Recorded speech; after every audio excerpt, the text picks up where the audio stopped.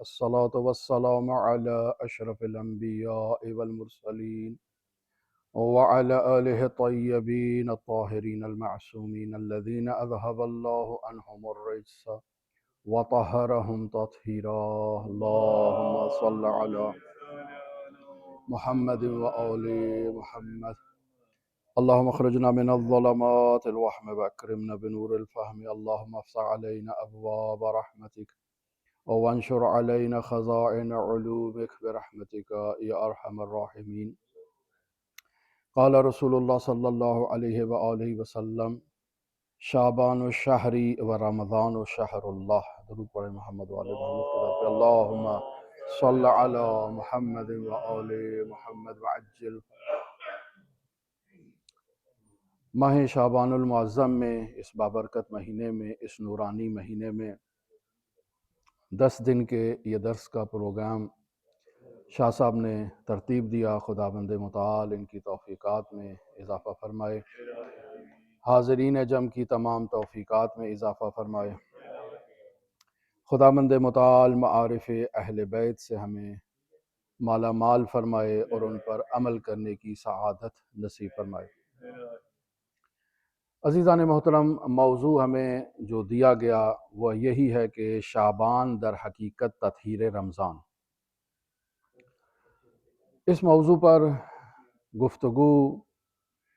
اس انداز میں کی جائے گی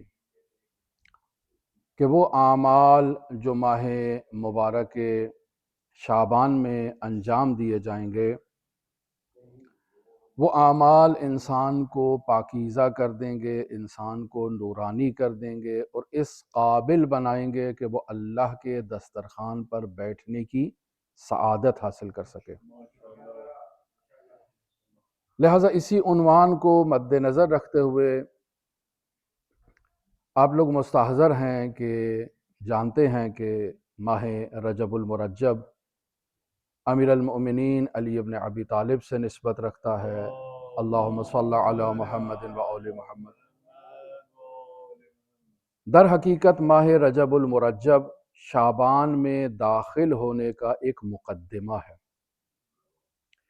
تاکہ انسان خود کو اس قابل بنا سکے کہ ماہ شعبان میں داخل ہو سکے. وہ اعمال، وہ اذکار، وہ اوراد جو ماہ مبارک رجب میں بیان کیے گئے ہیں، ان کا بنیادی مقصد یہی ہے کہ انسان خود کو تیار کر سکے تاکہ ماہ شعبان میں داخل ہو. اور پھر اسی طرح سے انسان ماہ شعبان میں جو اعمال انجام دیتا ہے، وہ سب اعمال انسان کو پاکیزہ کرتے ہیں تاکہ یہ انسان ماہ رمضان میں داخل ہو سکے اور اللہ کے دسترخوان سے فیض یاب ہو سکے. در واقع ہمیں ایک تعلیم ان مہینوں میں اس انداز میں بھی دی جا رہی ہے کہ ہم ان مہینوں کی قدر کو جانیں اور ان میں اعمال کو انجام دیں، اور ہمیں یہ تعلیم بھی دی جا رہی ہے کہ انسان اس باطن کو محسوس کرے، سمجھے، درک کرے کہ اگر اس نے ولایت کے دروازے پر دستک دی اور ولایت کو تسلیم کیا اور پھر آگے قدم بڑھایا تو ماہ نبوت میں داخل ہوگا، اور ماہ نبوت میں اگر اس نے خود کو آمادہ کیا تو ماہ توحید میں داخل ہوگا. نہ تو ولایت نبوت کے ساتھ اپوزٹ ہے اور نہ ہی نبوت توحید کے ساتھ اپوزٹ ہے. اگر ولایت ہے تو وہ بھی نبوت کے طفیل ہے، اور اگر نبوت ہے تو وہ بھی توحید کے طفیل ہے. لہٰذا یہ حقیقت ہے کہ ولایت ولایت واحدہ ہے، اور وہ ولایت ولایت الہیہ ہے، اللہ کی ولایت ہے. اللہ اپنی ولایت خاتم الانبیاء کو، اور خاتم الانبیاء کے ساتھ وہ سید الاوصیاء تک منتقل ہوتی ہے، اور اسی طرح سے تمام ان مؤمنین میں یہ ولایت منتقل ہوتی ہے جو اس ولایت کے پرچم تلے آتے ہیں اور خود کو اس ولایت سے نورانی کر لیتے ہیں. پس در حقیقت ہم ان مہینوں میں خود کو تیار کرتے ہیں ان اعمال کے ذریعے سے تاکہ باب ولایت پر قدم رکھ سکیں۔ اور انسان کو یہ جو اعمال دیے گئے ہیں، یہ جو اعمال بیان کیے گئے ہیں شریعت مقدسہ میں، یہ اعمال در واقع انسان کے باطن کو اس ولایت کے ساتھ ہم آہنگ کرنے کے لیے، تیار کرنے کے لیے اور تطہیر کرنے کے لیے اور پاکیزہ کرنے کے لیے۔ لہذا جتنے بھی اعمال ہیں یہ در واقع انسان کو اللہ کی ضیافت میں، مہمانی میں داخل کرنے کے لیے ہیں، تاکہ انسان خود کو تیار کر سکے۔ لہذا موضوع میں بیان کیا گیا کہ ماہ شعبان در حقیقت تطہیر کر رہا ہے انسان کو رمضان میں داخل کرنے کے لیے۔ در واقع شعبان ایک ایسا ظرف ہے کہ جس ظرف سے انسان اگر اس ظرف میں داخل ہو جائے اور اس ظرف کے ساتھ خود کو مناسب کر لے تو اب ماہ رمضان میں داخل ہو سکتا ہے۔ میں اس کی ایک مثال، چونکہ چیزیں جو ہیں وہ مثال سے انسان جلدی جو ہے وہ اس کو سمجھ لیتا ہے اور جلدی اس تک پہنچ جاتا ہے، میں مثال دیتا ہوں آپ کی خدمت میں۔ مفسر عظیم الشان قرآن علامہ سید محمد حسین طباطبائی رحمۃ اللہ علیہ، جن کی تفسیر المیزان ایک نہایت ہی بے نظیر تفسیر ہے عالم اسلام کی، 20 سال کی عمر میں انہوں نے شادی کی ہے، تبریز کے تھے، اپنی زوجہ کو وہاں سے لے کر آئے، اس بچی کی عمر بھی اس وقت 18 سال تھی، اور ایک ایسے ماحول سے کہ جہاں گرمی نہیں ہے، نجف اشرف کے ماحول میں داخل ہوتے ہیں کہ جہاں کا ٹیمپریچر اور جہاں کی درجہ حرارت بہت زیادہ ہے اور بہت ہی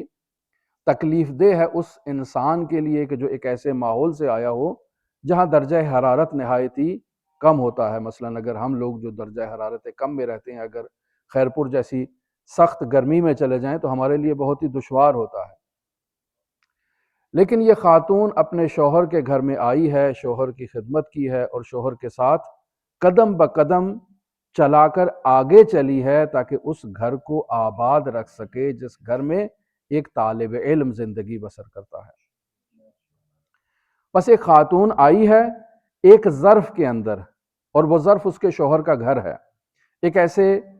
ماحول کے اندر آئی ہے جس ماحول سے وہ مانوس نہیں ہے، جو طبیعتاً مزاجاً اس کے ساتھ ہم آہنگ نہیں رکھتا۔ گرمی ہے، آج کل کولر لگا لیتے ہیں، اس زمانے میں کولر بھی نہیں ہے۔ آج کل انسان گرمی میں اپنی پیاس بجھانے کے لیے ٹھنڈا پانی فریج سے نکال کے پی لیتا ہے، اس وقت وہ بھی میسر نہیں ہے۔ تو مشکلات ہیں، تکالیف ہیں، لیکن ان تکالیف پر، ان مشکلات پر صبر و تحمل کا مظاہرہ کیا ہے۔ مرحوم مفسر قرآن کہتے ہیں کہ میں مطالعے میں مگن ہوتا تھا، یہ خاتون نہایت ہی دبے پیروں سے کمرے میں داخل ہوتی، ایک چائے کی پیالی میرے پاس رکھتی اور واپس پلٹ جاتی، ذرا بھی آواز اور آہٹ نہیں کرتی تھی کمرے میں کہ کہیں ان کے مطالعے میں خلل واقع نہ ہو، اور پھر کچھ دیر بعد آتی، وہ چائے کی پیالی جو خالی ہو چکی ہوتی تھی اس کو لے جاتی اور پھر دوسری پیالی چائے کی رکھ جاتی، چونکہ ایرانی قہوہ پیتے ہیں اور قہوہ پانی کی طرح استعمال کرتے ہیں، یعنی زیادہ استعمال کرتے ہیں۔ تو ایسے میں اس انداز میں شوہر کی خدمت کی ہے، اطاعت کی ہے، فرمان برداری کی ہے، اور نہایت ہی کٹھن ماحول میں خدمت کی ہے کہ نجف میں پینے کا پانی اس قابل نہیں ہوتا تھا کہ انسان اس پانی کو پی سکے، اور یہ خاتون ایک سفید کپڑے کے اندر اس پانی کو جو ہے وہ صاف کرتی تھی، تنظیف کرتی تھی تاکہ پینے کے قابل ہو جائے، اس کو کپڑے کو گھما کے اوپر سے پانی ڈالتے تاکہ نیچے تک جب پانی پہنچے تو وہ تھوڑا سا اس قابل ہو جائے کہ اسے استعمال کیا جا سکے۔ بالآخر مشکلات، 3 بچے ان کے فوت ہو گئے، مشکلات ہیں، لیکن ان مشکلات پر صبر و تحمل کا مظاہرہ کیا ہے، بردباری کا مظاہرہ کیا ہے، اپنے شوہر کو جو ایک طالب علم ہے اسے طالب علم سمجھتے ہوئے اس کی مدد کی ہے تاکہ وہ آگے کمالات حاصل کر سکے، علم حاصل کر سکے۔ خود طالب علم نہیں ہے، خود عارف نہیں ہے، خود مجتہد نہیں ہے، دین شناس نہیں ہے، لیکن اتنا معلوم ہے کہ میرا وظیفہ میرے شوہر کی خدمت کرنا ہے۔ اب یہ خاتون اس مقام پر پہنچی ہے کہ مفسر قرآن کہتے ہیں کہ یہ خاتون جب امام حسین کو سلام کرتی ہے تو وہاں سے جواب آتا ہے اور میں سنتا ہوں، یہ خاتون حضرت معصومہ کم کو سلام کرتی ہے، وہاں سے جواب آتا ہے اور میں سنتا ہوں۔ بس معلوم ہوا کہ انسان اگر ایک ایسے ظرف میں داخل ہو جائے اور اس ظرف کے ساتھ انسان خود کو وفق دے، خود کو عمل کے قابل بنائے اور خود کو پاکیزہ کرنے کی کوشش کرے، چونکہ یہ جتنے بھی اعمال یہ خاتون خانہ گھر کے اندر انجام دے رہی ہے، شوہر کی خدمت کر رہی ہے، سب عبادت ہے،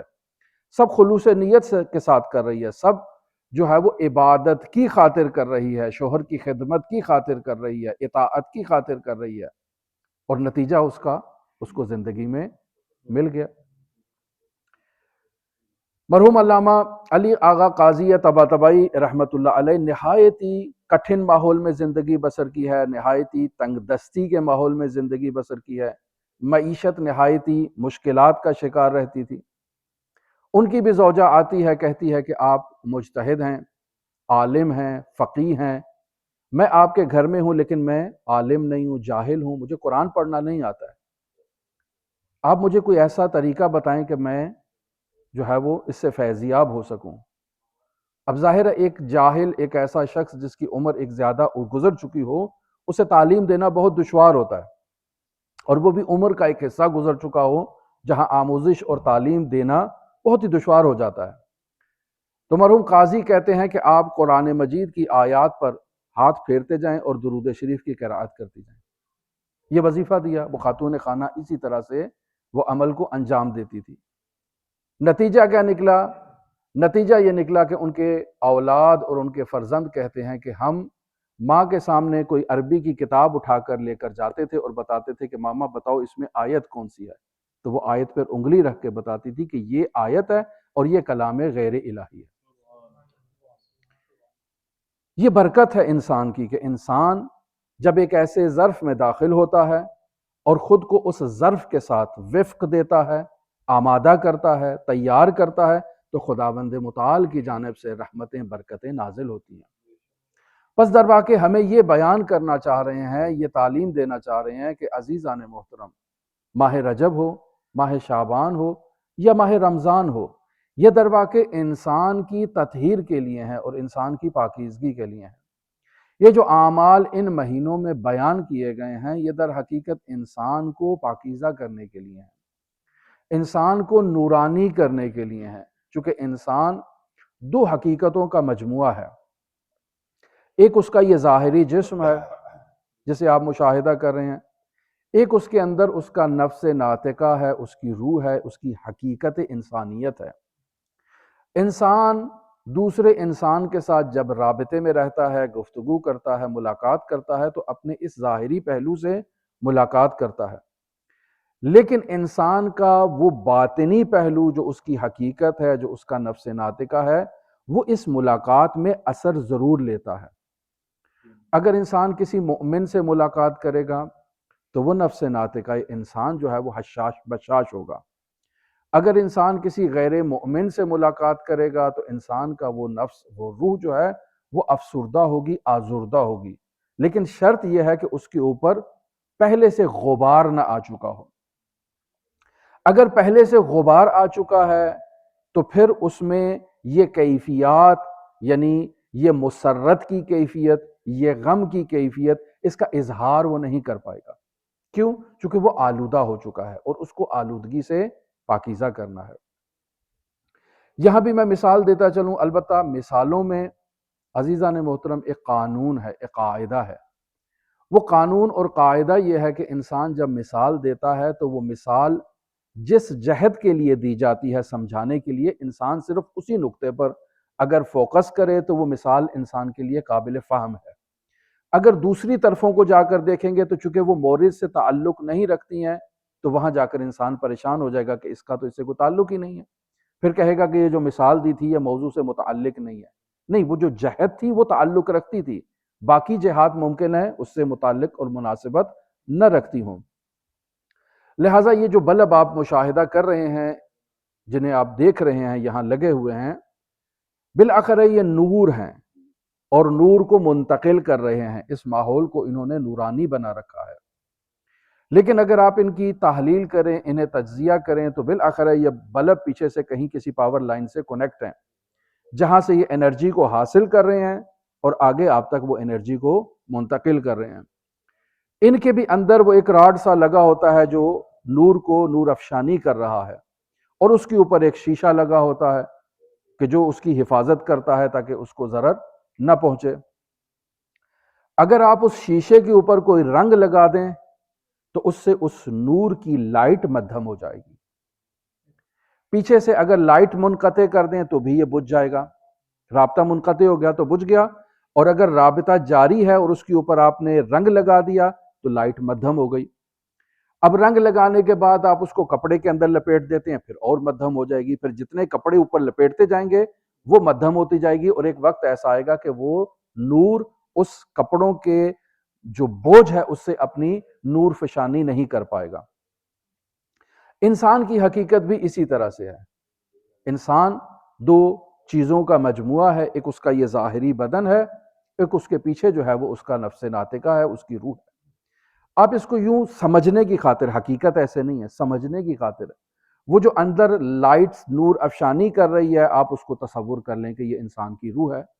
وہ جو اوپر گلوب لگا ہوا ہے بلب کا، شیشے کا، وہ آپ لگا لیں کہ یہ جسم ہے۔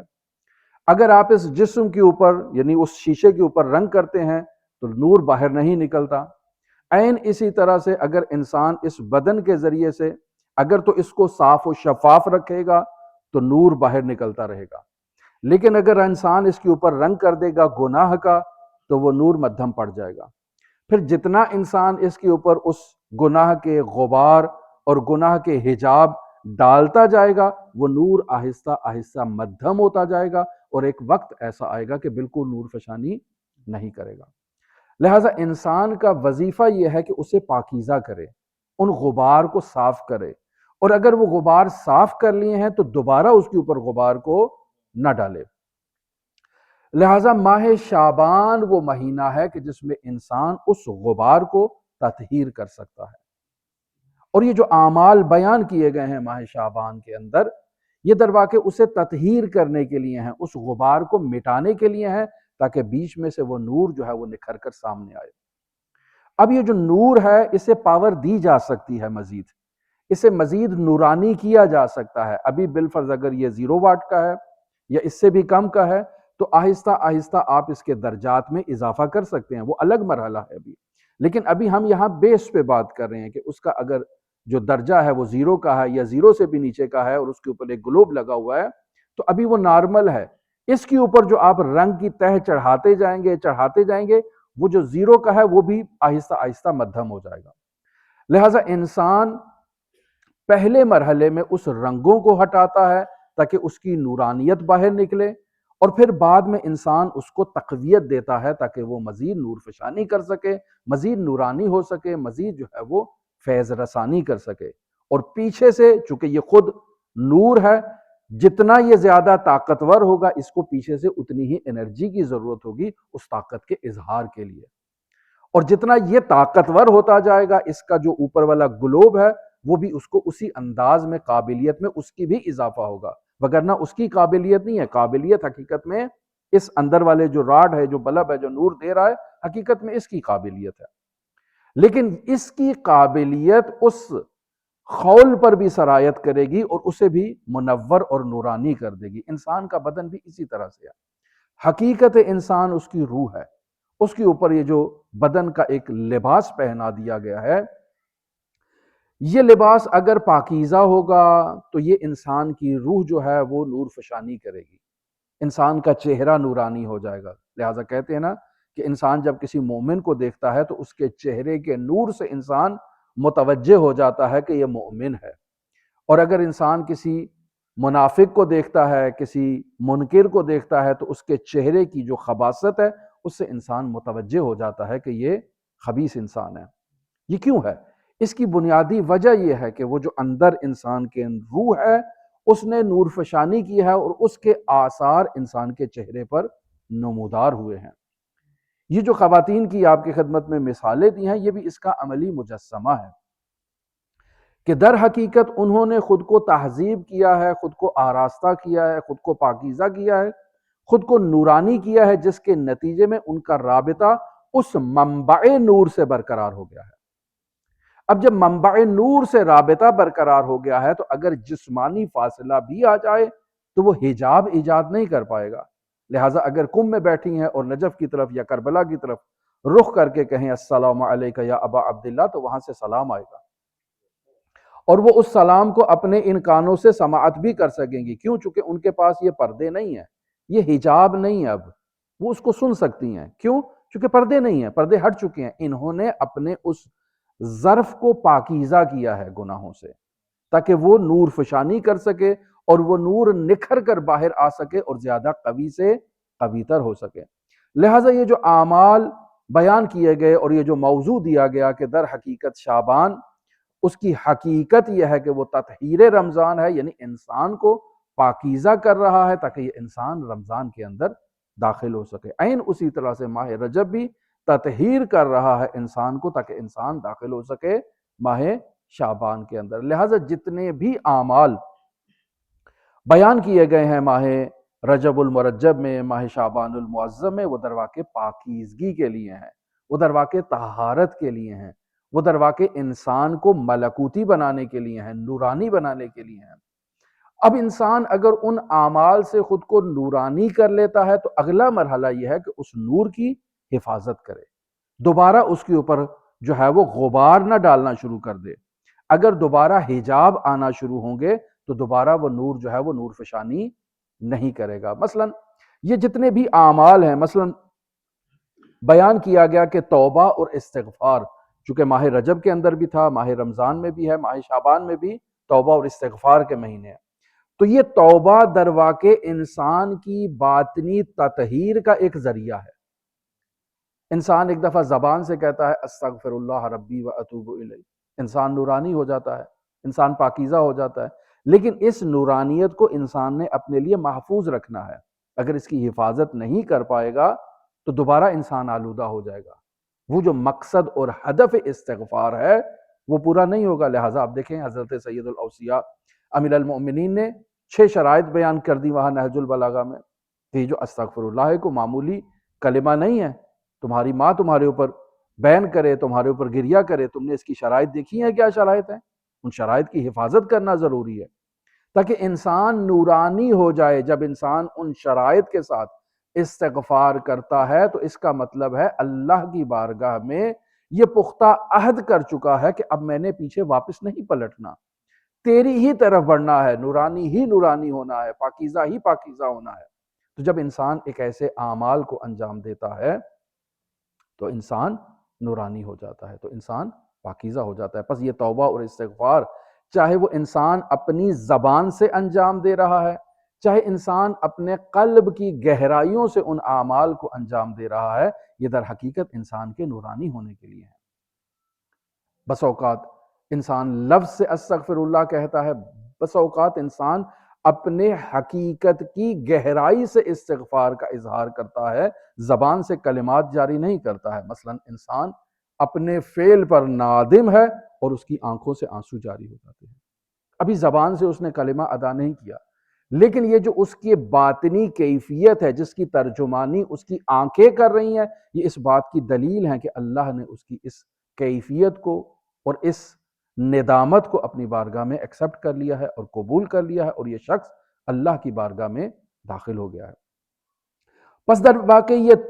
توبہ اور استغفار جو ماہ شعبان میں، چونکہ ماہ شعبان کو ماہ توبہ اور ماہ استغفار کہتے ہیں، اسی طرح سے ماہ رجب کو ماہ توبہ ماہ استغفار کہتے ہیں، اسی طرح سے ماہ رمضان کو ماہ توبہ و استغفار کہتے ہیں، اس کے پیچھے بنیادی فلسفہ اور بنیادی حقیقت یہ ہے کہ یہ انسان کو طہارت نفسانیہ عطا کرنے کے لیے اور انسان کو پاکیزگی عطا کرنے کے لیے یہ مہینے ہیں، لیکن انسان ان مہینوں سے اس انداز میں استفادہ کر سکتا ہے کہ وہ بیس اپنی پیچھے سے مضبوط کر کے اوپر کی طرف آیا ہو۔ جس نے رجب کو درک نہیں کیا اور رجب میں خود کو ملکوتی نہیں بنایا، جس نے شعبان میں اپنے آپ کو ملکوتی نہیں بنایا، وہ رمضان میں خود کو ملکوتی نہیں بنا سکتا، اور اگر خود کو ملکوتی بنانا بھی چاہے گا تو اس طرح سے خود کو فیضیاب نہیں کر سکتا ہے، اس طرح سے خود کو نورانی نہیں کر سکتا ہے۔ اس کی بنیادی وجہ یہ ہے کہ اس نے ابھی وہ نیچے مقدمات انجام نہیں دیے ہیں۔ نیچے مہینوں کو وہ چھوڑ آیا ہے جو اللہ تک پہنچنے کے آداب انسان کو سکھا رہے ہیں، اور ہر عمل جو وہاں بیان کیا گیا ہے اس عمل کے پیچھے ایک فلسفہ ہے، ایک حکمت ہے، ایک راز ہے، تاکہ انسان اس راز کے ساتھ اوپر جو ہے وہ آگے جائے۔ اور جب اللہ کے مہینے میں انسان داخل ہوتا ہے تو وہ درواقع انسان کی معراج کا مہینہ ہے۔ کیوں؟ کیونکہ درواقع اس میں لیلۃ القدر ہے، خیر من الف شہر، 1000 راتوں سے بہتر ہے۔ وہ رات ہے کہ جس کے اندر خداوند متعال نے قرآن مجید کو نازل کیا ہے، اِنَّا أَنزَلْنَاهُ فِي لَيْلَةِ الْقَدْرِ، اِنَّا أَنزَلْنَاهُ فِي لَيْلَةٍ مُبَارَكَةٍ، پس لیلۃ القدر میں نازل ہوا، لیلہ مبارکہ میں نازل ہوا، اور انسان نے خود کو اس لیلہ قدر اور لیلہ مبارکہ میں داخل کرنا ہے، لہٰذا اس کے لیے ضروری ہے کہ رجب کو درک کر کے آئے، شعبان کو درک کر کے آئے، تاکہ اس لیلہ مبارکہ میں اللہ کے دسترخوان پر بیٹھنے کے قابل ہو سکے۔ اور اگر ایسا کرنے میں وہ کامیاب نہیں ہوا تو درواقع اس نے ان مہینوں کی قدر و قیمت کو ضائع کر دیا ہے، اور اب اس مہینے کی قدر سے اور اس فیض سے فیضیاب نہیں ہو پائے گا۔